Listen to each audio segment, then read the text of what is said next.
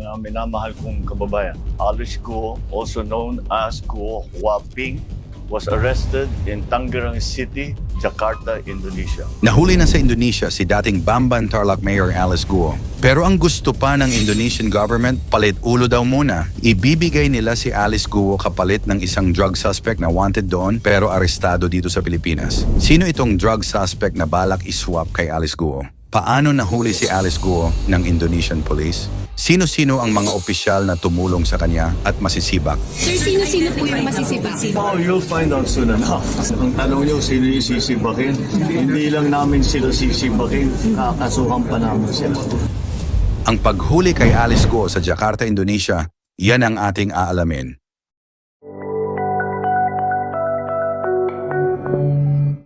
Mahigit isang buwan mula nang umalis si Guo Huaping o Alice Guo, nadakip na rin siya ng mga otoridad sa Indonesia. Natunton at nahuli siya sa isang hotel sa Tangerang City, Jakarta, Indonesia. Wala pa man sa Pilipinas ay nakahanda na ang patong-patong na kaso at reklamo sa kanya. Ganun pa man, kung mabilis na napauwi noon mula Indonesia sila Sheila Guo at Cassandra Ong, hindi raw ganito ang sitwasyon ni dismissed Bamban Mayor Alice Guo. Hindi ganun kasimple, pero there are other issues between Indonesia and the Philippines that have to be resolved when it comes to this. Marami tayong pending incidents. At baka malagay si Alice Guo sa gitna ng pending incidents para magkasundo ang lahat. Ang nakahuli kila Sheila at Cassandra ay immigration. Kaya pagkahuli sa kanila na-deport agad sila dahil sa immigration violation kaya napauwi ng Pilipinas. Samantala ang nakahuli kay Alice Guo ay ang Indonesian Police, kaya PNP at Department of Interior and Local Government ang pangunahing kausap ng Indonesia tungkol dito. May mga issue pa raw na kailangan ayusin sa pagitan ng Pilipinas at Indonesia.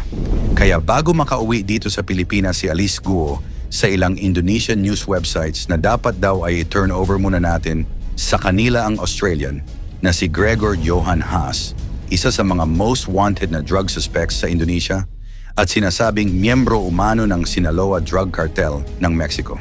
Naaresto si Haas sa Bogo, Cebu noong Mayo. Matapos siyang kasuhan sa Indonesia, kaugnay ng smuggling ng droga, krimen na may parusang kamatayan doon. Gayunman magpapadala ng team ng NBI agents at senior prosecutors on DOJ para umalalay sa pagpapauwi kay Guo. Gusto ng NBI na sa lalong madaling panahon ay makauwi na ito sa bansa. We are now closely coordinating with the Indonesian authorities for the immediate na maibalik dito sa atin si Mayor Alice Guo. Sana today or tomorrow, pero asap gagawin namin lahat. Sa isang bukod na press con ng National Bureau of Investigation, sinabi ng NBI sakaling makabalik na sa bansa si Alice Guo ay maaari na siyang i-turn over sa Bureau of Immigration.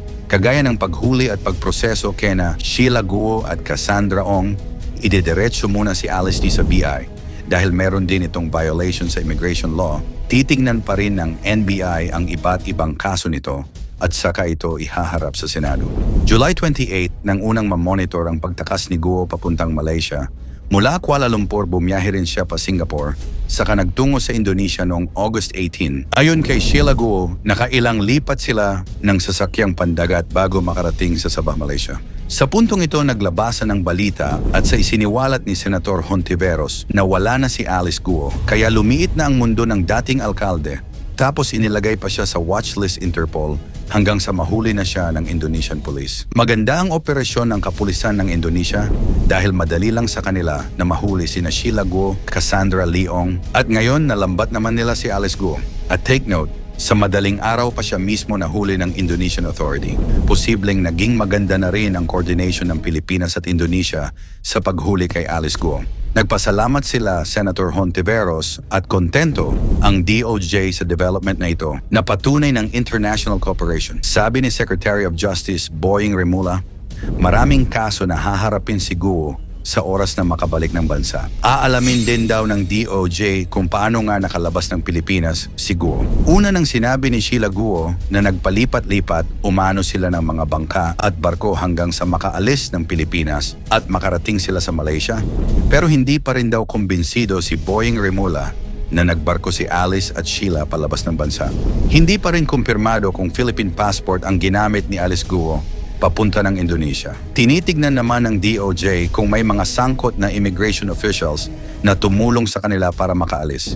Hindi naman daw lingid sa kaalaman nila na hindi makakaalis ng basta-basta sila Alice Guo nang walang tumulong sa kanila at ayon sa pahayag nga dito ni Pangulong Bongbong Marcos. Sir, sino-sino po yung masisibak? You'll find out soon enough. Sir, may number na ba tayo? Ilang personnel po yun? Ilan po yung masisibak, sir? All of those who are implicated in assisting Alice Guo to leave the Philippines illegally as a fugitive from justice will certainly pay the price. Tanong nyo sino yung sisibakin? Hindi lang namin sila sisibakin, kakasuhan pa namin sila. Dahil ang kanilang ginawa ay labag sa batas at against all of the interests of the Philippine judicial system. Para naman sa mga senador, kung dumating na si Alice Guo sa bansa, susubukan at umaasa sila na mapasisipot na si Alice Guo sa pagdinig ng Senado dahil ayon kay Risa Hontiveros, kailangan ng ma-turnover siya sa Senate dahil sa arrest order ng Senado laban sa kanya. Umaasa pa si Hontiveros na kapag humarap na si Guo sa pagdinig sa Senado, magsasalita na ito kung ano ang totoo lalo na sa ilegal na pogo. Sagot pa ng senadora sa pag-alis ni Alice at sa mga tumulong sa kanya. Patunay itong pag-aresto sa kanya na hindi siya makakatakas talaga. Tumakas man siya nung una, nahuli pa rin siya at ibabalik dito. He has nowhere else to go.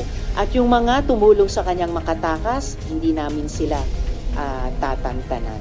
Totoong patong-patong ang mga kaso ni Alice na dapat harapin, kaya ganun na lang katindi ang paghuli sa kanya ng Indonesian Authority. At para kay Senator Sherwin Gatchalian, dapat managot si Guo sa mga kasong isinampa laban sa kanya, kagaya raw ng human trafficking, money laundering, quo warranto, paglabag sa utos ng Senado at iba pa. Dapat din daw sabihin ni Guo kung sino-sino ang kanyang kasama sa umano'y kriminal na aktibidad. Samantala, ang kapatid naman daw ni Alice na si Wesley Guo ay nakaalis na at nasa Hong Kong ngayon. Posibleng nakaalis si Wesley nang hindi nahaharang dahil wala daw kaso itong kinakaharap at wala umano sa Interpol. Bago nahuli ang dating alkalde, humiling pa ang kampo ni Alice Guo sa Manila Regional Trial Court na ibasura ang quo warranto petition na isinampa sa kanya ng Office of the Solicitor General. Pero ayon sa legal counsel ni Guo pabor ang pag-aresto sa kanya, mas mahaharap at maiaayos na kasi nila ang mga kaso sa korte at iba pa. Sa mga larawang kuha kay Alice Guo nang mahuli ito ng Indonesian police, pansin umano ng mga netizens na parang nagbago ang loko itsura nito. Pero kahit ano pa man ang itsurang pagbabago, may fingerprint naman kaya hindi nito mababago ang kaniyang pagkakakilanlan at hindi na siya magtatakas sa batas at dapat harapin ang mga kasong nakasampa sa kanya. Sino-sino sa palagay mo ang isisiwalat ni Alice Guo na tumulong sa kaniyang pag-alis at mga politikong dawit at nakikinabang sa ilegal na pogo sa Bamban Tarlac at Porac, Pampanga? At ano ang masasabi mo sa mabilis at maayos na operasyon ng Indonesia sa paghuli kay Alice Guo? I-komento mo naman ito sa ibaba, pakilike ang ating video, i-share mo na rin sa iba. Salamat at God bless.